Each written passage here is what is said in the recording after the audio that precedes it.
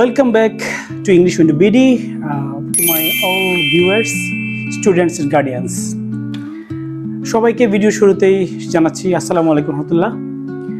আজকের ক্লাসটি এটা ক্লাস বলা যাবে না, এটা একেবারে আলোচনা এবং কিছু আমরা হিডেন টপিকস, হিডেন টিপস নিয়ে আসছি, যেটাকে আমি বলবো যে একটা হিডেন ট্রেজার্স স্টুডেন্টদের জন্য এবং গার্ডিয়ানদের জন্য।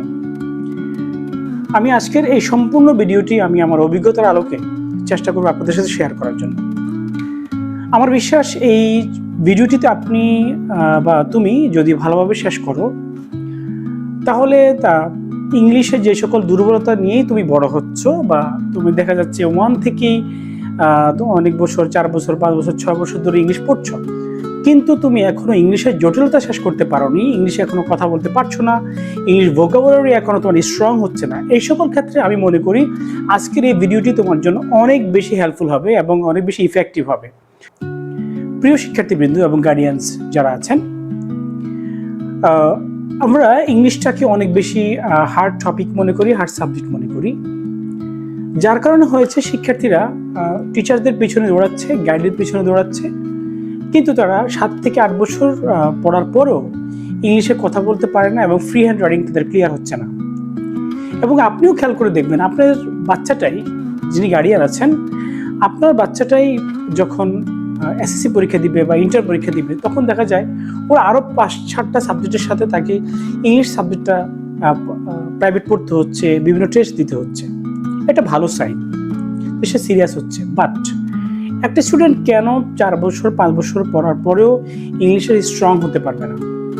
তার কারণটা হলো he or she doesn't know exact pathway of English. সে জানে না এর পাথওয়েটা কি। He or she isn't enough strong on vocabulary. তার vocabulary স্ট্রং না। তার এই যে পাথওয়েটা সে জানে না, তার সিস্টেমটা জানে না, এটি হলো তার প্রথম দুর্বলতা। সেজন্যই আমি বলবো যে আপনি আমার ভিডিওটি একটু ধৈর্য ধরে শেষ করুন। প্রথমে আমার পরামর্শ, 1 number 1 suggestion for you, English for today. ইংলিশের বেসমেন্ট, ইংলিশের স্ট্রং করার যে পাথওয়েটা, ইংলিশটা ভালো আন্ডারস্ট্যান্ড করার জন্য যেই তোমার বেসিক সোর্স, এটা তোমার ইংলিশ ফর টুডের মধ্যে লুকায়িত। গভর্নমেন্ট যে স্টাইলে বইটিকে লিখেছে, এর চাইতে ভালো কোনো পথ নেই। তোমার ইংলিশ ফর টুডেতে যে সকল গল্পগুলো আছে, সেগুলোকে খুব ভালোভাবে আন্ডারস্ট্যান্ড করো, এগুলোকে বোঝার ট্রাই করো। সেই জন্য আমি বলবো, প্রথমে ইংলিশ ফর টুডে যে গল্পগুলো আছে, 1 নাম্বার নোট রাখো যে তুমি you are first in reading, you have enough strong capability to read any story or any paragraph or any topic. If you are enough strong on a story, on a passage, then you can understand. Number 2, vocabulary. তুমি যখন ভালো reading understand করতে পারবা, reading করতে পারবা, তুমি ভালোভাবে পড়তে পারছো, দেন তুমি এবার নজর দাও ভোকাবুলারিতে। Try to find out how much or how many vocabularies are in your out of your mind or out of your reach. কতগুলো শব্দার্থ বা শব্দ তোমার রিচের বাইরে আছে, বা তোমার ক্যাচিং এর বাইরে আছে, এটাকে তুমি বের করো। একটা গল্প তুমি পড়ছো, তুমি first of all just find out the unknown word meaning. সেজন্য প্রথম পরামর্শ কি ছিল? একেবারে শুরুতেই তোমাকে আমি বলেছি তোমার ইংলিশ ফর টুডে তোমার নিতে হবে। নাম্বার 2 বলেছি তুমি এটাকে just first reading capability gain করো, তুমি ভালো রিড করতে পারো। নাম্বার 3 ভোকাবুলারি বলেছি। নাম্বার 4 তুমি ভোকাবুলারি আন্ডারস্ট্যান্ড করার পর এবার তুমি দেখো যে তুমি তোমার মধ্যে আন্ডারস্ট্যান্ডিং ক্যাপাবিলিটি কেমনটা গ্রো করছো। তুমি গল্পটা পড়ে তুমি কেমন বুঝো, তুমি ওয়ার্ড মিনিংটা কেমন বুঝো, তোমার একটা গল্প পড়তে গিয়ে তুমি কতটুকু বুঝেছো, কতটুকু বুঝো নাই, কোন কোন পার্টটা বুঝো না, কোন কোন লাইনটা বুঝো, এটাকে তুমি ফাইন্ড আউট করো। তারপর আসি নাম্বার 4, 5 যে দেখো প্রত্যেকটা গল্পের শেষে একটা কিছু কোনো কোনো গল্পের শেষে এমসিকিউ আছে, কোনো কোনো গল্পের শেষে কোশ্চেন আনসার আছে, কোনো কোনো গল্পের শেষে ম্যাচিং আছে। তুমি এগুলোকে জাজ করো, এগুলো আনসার দেওয়ার ট্রাই করো।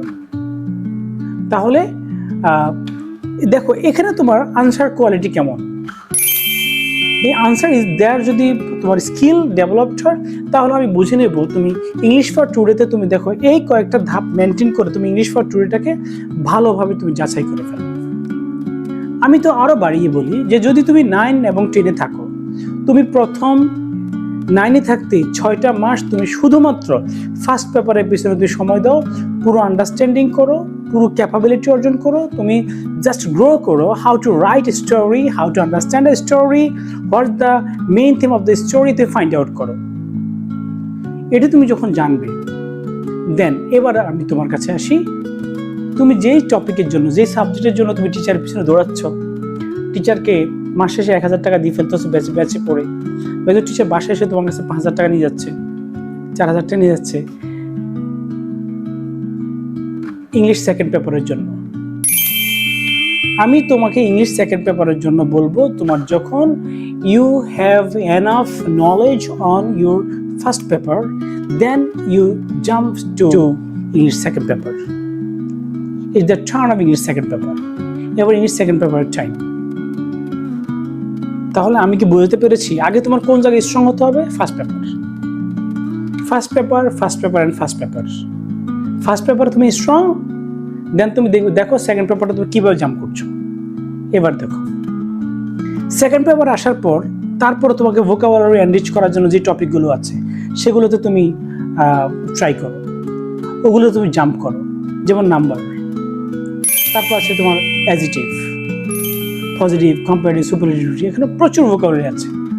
তারপর আসো আরেকটা topic, most important topic, conjugation of verb. Conjugation of verb most important topic, এটা তুমি জাম্প করো। কতগুলো ভার্ব আছে অর্থ সহ। ভার্বের 3টা form, strong verb, week verb, তোমাকে যে ফিনাইট ভার্ব, নন ফিনাইট ভার্ব, কোন ভার্বগুলোর সাথে যোগ হবে, কোনগুলোর সাথে ভিতর ভিতর চেঞ্জ হচ্ছে, এই ভার্বগুলোকে তুমি ভালোভাবে যাচাই করো। Conjugation of verb. যখন তোমার এই 3-4টা টপিক শেষ, নাম্বার, অ্যাডজেক্টিভ, এগুলো যখন শেষ, কনজাংশন অফ ভার্ব শেষ, দেন তুমি এবার তোমার টিচার কাছে যাও, sir I am too much weak on English second paper.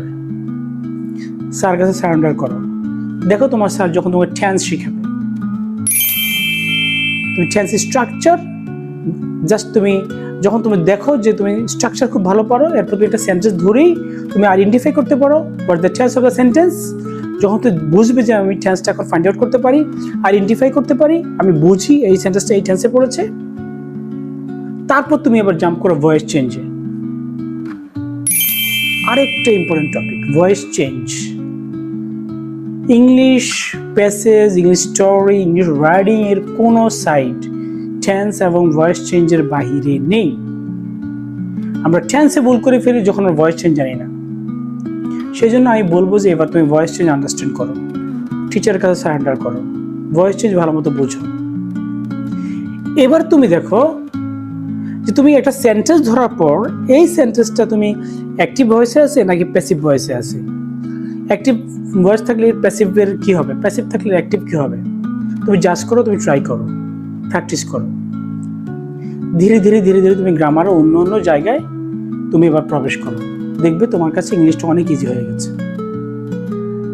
তুমি যদি স্টুডেন্ট হয়ে থাকো তাহলে তোমার প্রতি পরামর্শ, ইংলিশ কোনোভাবেই, এটা আমার এক্সপিরিয়েন্স থেকে বলি, 2 বছর বেশি পড়ার দরকার হয় না। হ্যাঁ 6-7-এ পড়লে হয়তো একটু এটি গিয়ে পড়তে পারো, বাট একটা স্টুডেন্ট 9-10-এ পড়ার পর আবার ইন্টারে গিয়ে আবার ইংলিশের এই বেসিক ব্যাপারগুলো জানবে, এটা as a teacher I can't take it easily. আমি এটা ভালোভাবে নিই না।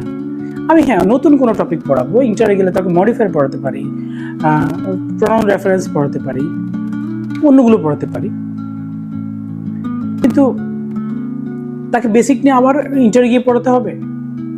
সেই জন্য আমি সবাইকে বলছি, আমার এই পরামর্শটা তোমার কাছে ভালো লাগলে অবশ্যই ফলো করবে। আর যারা গার্ডিয়ান আছেন বা টিচার আছেন আমার চ্যানেলে, তারা অবশ্যই কমেন্ট বক্সে আপনার মূল্যবান পরামর্শটা দিবেন।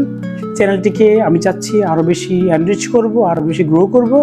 সবাইকেই আজকের এই মহা পরামর্শের কথার বলি ছড়িয়ে দিয়ে সবার কাছে ক্ষমা চাচ্ছি। আমার কোনো কথা হার্ট হয়ে থাকলে আশা করছি ক্ষমা সুন্দর দৃষ্টিতে দেখবেন। আল্লাহ হাফেজ, আসসালামু আলাইকুম।